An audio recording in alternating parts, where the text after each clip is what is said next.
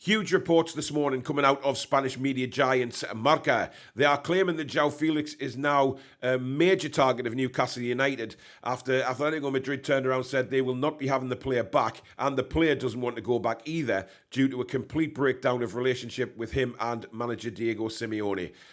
So we'll talk about that and also what Eddie Howe's had to say in his press conference this morning ahead of the massive game against Brighton at St James's Park tomorrow. So let's dive in. This is the Daily News.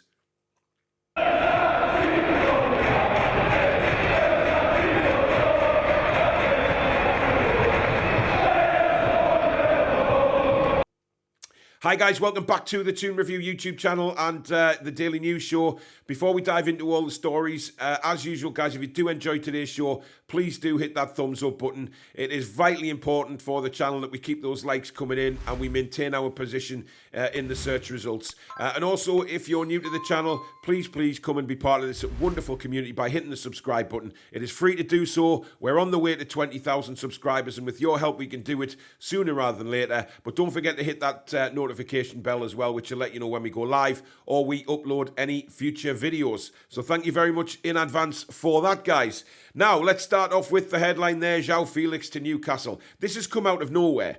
Marca have reported this morning that obviously his loan spell at Chelsea will end at the end of the season. And because of his relationship breakdown with Diego Simeone, both the club and the player have said there isn't a chance of him going back there.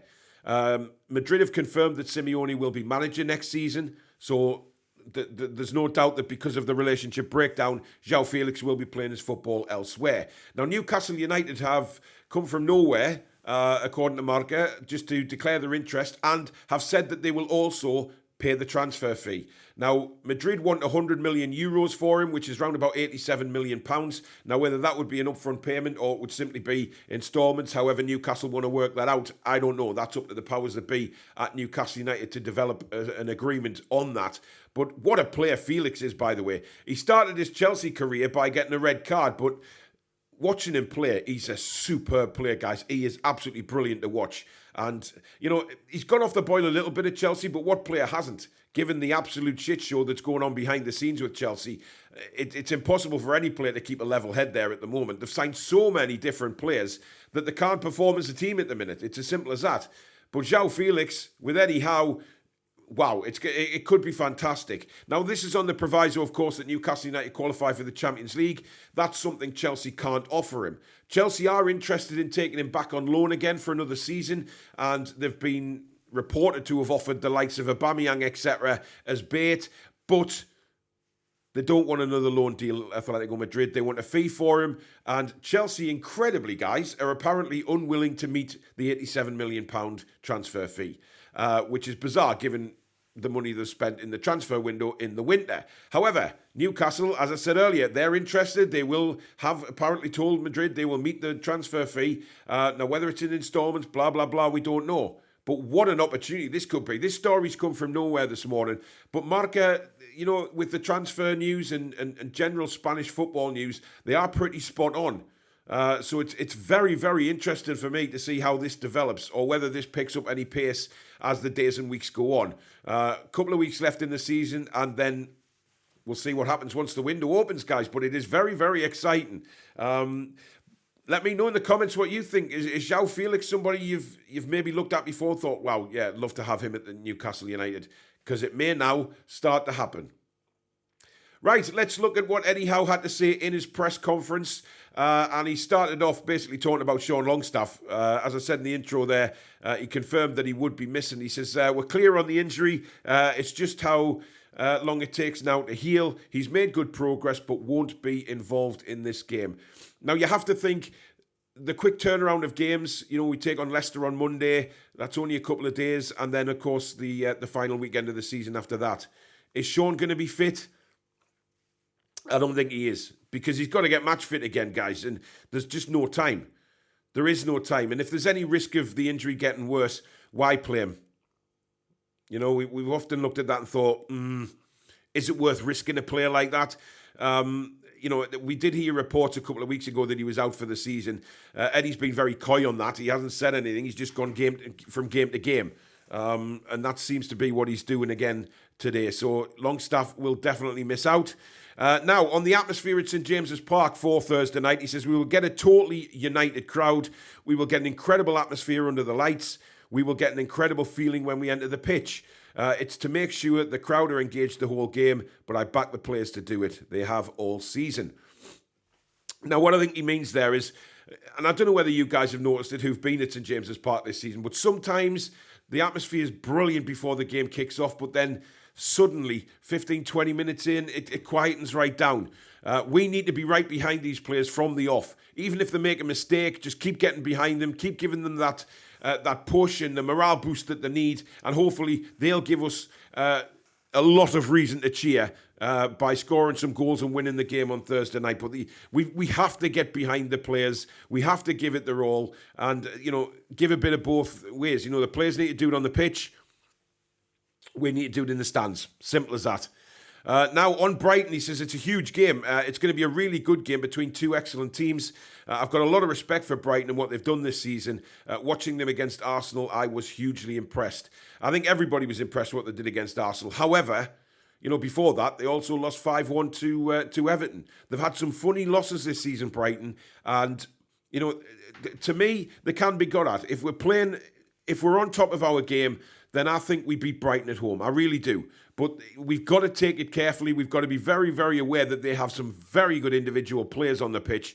But the fact that Eddie will have watched that Arsenal game, he's also would have watched the Everton one, and the games that Brighton have lost, he'll have taken particular notice as to how those teams went around beating Brighton. So we know what Eddie's like. He's meticulous when it comes to working out the opposition. Now, how special will it be to qualify for the top four at St James's Park? He says to do it ideally at home would be brilliant, but I think we're not looking too hard ahead. It's small steps and trying to get 3 points against a really tough opponent.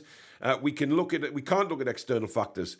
We have to look internally and bring our A game. Hopefully we can show our best. Now, obviously, even if we beat Brighton tomorrow night at St James's Park, that doesn't guarantee Champions League football. What it does do is it puts us in a hell of a position to go out against Leicester on Monday and win in style and, of course, qualify for the Champions League. We've all said that we'd rather have it all done and dusted by the time we go to Stamford Bridge because we never know what the hell side Chelsea are going to turn up. I mean, they've been rotten this season, let's be honest. But, when the pressure's off last game of the season, it can swing it a little bit. So I'd prefer if we got the job done in these two home games. Now, on the terrible incident with the pitch invader at Leeds, Eddie said, the concern for me is the future. The only part of me is the what if for the future. I hope that incident can help the authorities and it does make a change. Then it will have been a worthwhile episode. So again, he's making a little bit of a positive out of a horrible incident. I mean, let's be honest. That supporter could have had a knife. He could have had anything. We've discussed what could have happened. Thankfully, it didn't. But Eddie's sort of saying there, hopefully it'll make a change. It'll make the authorities realise that, things like this need to stop. It's not great, and it can be a potential very, very dangerous situation. But as usual, Eddie taking the positives out of something really horrible. Now, he was asked if this was the biggest week in Newcastle United's season. And he said, possibly. It's difficult. I'm aware of the importance of every game. There's huge competition for the top four. Deep down, I always thought there would be. We're prepared as staff. The players are prepared for that. This is going to be the hardest bit, and we need everyone to pull together. So there again, he's basically giving a rallying cry to everybody, not just the players, the staff, but the fans, everybody connected with Newcastle United. You can't underestimate how big this game is for the club. To reach the Champions League is an achievement that nobody thought possible at the start of the season. Now we're right there. We're a couple of wins away from being in Europe's biggest football competition. And you'd never have said at the start of the season we'd be in this position. Loads of people were saying, yeah, top half, maybe 6th, 7th, 8th, and, progress again from there. But look what they're doing, guys. It's incredible. And again, a rallying cry from the manager saying everyone needs to pull together, and he means the fans, the staff, the players. Everybody needs to be together tomorrow night to create that very special St James's atmosphere all the way through the game. And let these players know that they have our 100% backing from the very, very start. It's massive. Now, did Howe and Mad Dog ever dream of this when they started off all those many, many moons ago at League Two Bournemouth? He turned around and said the conversations never came up. It wasn't part of our chats. We always hope that when you're starting out, but there was never talk of it. It's nice to reflect back and see how far we've come. I'm looking at a picture at the moment of Eddie Howe and Jason Tindall before the playoff first leg at Griffin Park. The Sky Bet Championship, the old Griffin Park, and Jason Tindall's hair is a lot to be desired. He certainly doesn't look like the rough, rugged gangster that he does at the minute. But what is funny is that obviously even the media now are calling him Mad Dog, and Eddie's just getting on with it because he knows straight away who it is. Absolutely hilarious. Now, finally, on Jamal Lewis. He's really never been asked about Jamal Lewis for quite some time. But this is interesting. He says the future is a little bit unclear for him. He's a valued part of our squad. I'm aware I haven't been able to give him the football he's wanted this season. His game has developed behind the scenes. The work he has put in behind the scenes with the coaches has been brilliant to see. As I say, his game is in a good place at the moment. As I sit here now, I don't know what the future holds. Now, for me, I mean, Eddie's very kind in what he says, isn't he? He's not going to say, yeah, he's out the door or anything like that. He's going to be very, very dignified about it. And that's Eddie Howe down to a T, isn't it? He doesn't throw any players under the bus or anything like that. He's very polite to them. Look, we spoke about Jamal Lewis last night on the show. I think they've got to sell him, for not just for Newcastle United, but for the player himself. You know, let's be honest. Jamal Lewis has struggled since he's been here. He hasn't, I mean, was he bruised? Yes. But then again, under Eddie, you probably expect him to go to that next level. But unfortunately, it just hasn't happened for him. And I think we were all in agreement on the show last night that, you know, Jamal Lewis is one of the players that Newcastle should be looking to sell. But for the player as well, because he'll want first team football and he'll want to keep going in his career. And you know what? The Newcastle fans, everybody would wish him the very best should that happen in the summer.